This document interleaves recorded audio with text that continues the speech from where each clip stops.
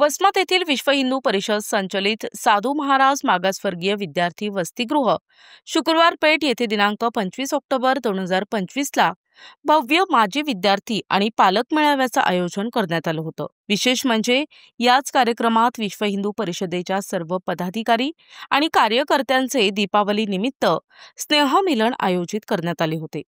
या मेळाव्यासाठी महाराष्ट्रातून मोठ्या संख्येने माजी विद्यार्थी सहभागी झाले होते।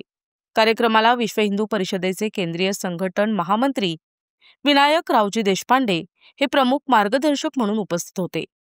त्यांच्यासह अनंतजी पांडे क्षेत्र सहमंत्री, योगेश्वरजी गर्गे देवगिरी प्रांत मंत्री, गणेशजी मोकाशी प्रांत संघटन मंत्री, कृष्णाजी देशमुख बजरंग दल प्रांताचे पालक, शैलेशजी पत्की प्रांत सेवा प्रमुख, प्राध्यापक डॉक्टर संदीप गोरे नांदेड विभाग मंत्री, प्रकाश शहाणे विभाग सेवा प्रमुख, डॉक्टर निलेश डिग्रसे तालुका संघ चालक वसमत, सोपान काळे जिल्हा उपाध्यक्ष हिंगोली, गणेश काळे जिल्हा उपाध्यक्ष हिंगोली, लक्ष्मीकांत कोसलगे अध्यक्ष साधू महाराज वसतिगृह, सन्माननीय संचालक तुळशीराम ताटेवार आणि महादेव गद्रे तसेच अन्वेवर मामा अशा विविध मान्यवरांच्या उपस्थितीत हा मेळावा शनिवारी सकाळी 11 वाजता संपन्न झाला। या मेळाव्यासाठी वसतिगृहाचे 200हून अधिक माजी विद्यार्थी आणि पालक सहभागी झाले होते।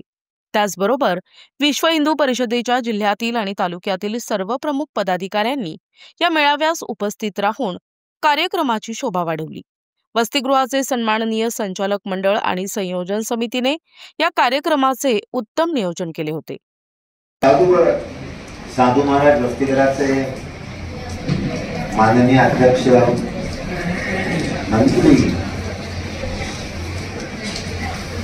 अन्य सगळे ट्रस्टीगण त्यांचा सगळ्यांचा परिचय झालाच आहे।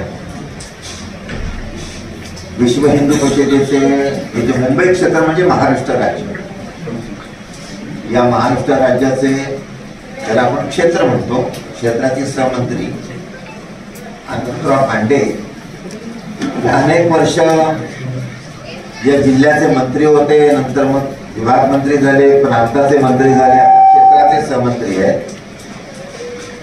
आणि सेवा विभागाचं पण काम त्यांच्याकडे आहे पालक म्हणून। त्यामुळे या वसतिगृहाशी त्यांचा दीर्घकाळाचा संबंध आहे, 25 वर्षापासून।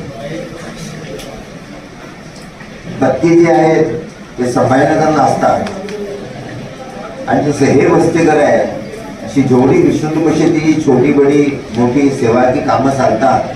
प्रतिनिधी नंदू परदेशी, NTV न्यूज मराठी, वसमत।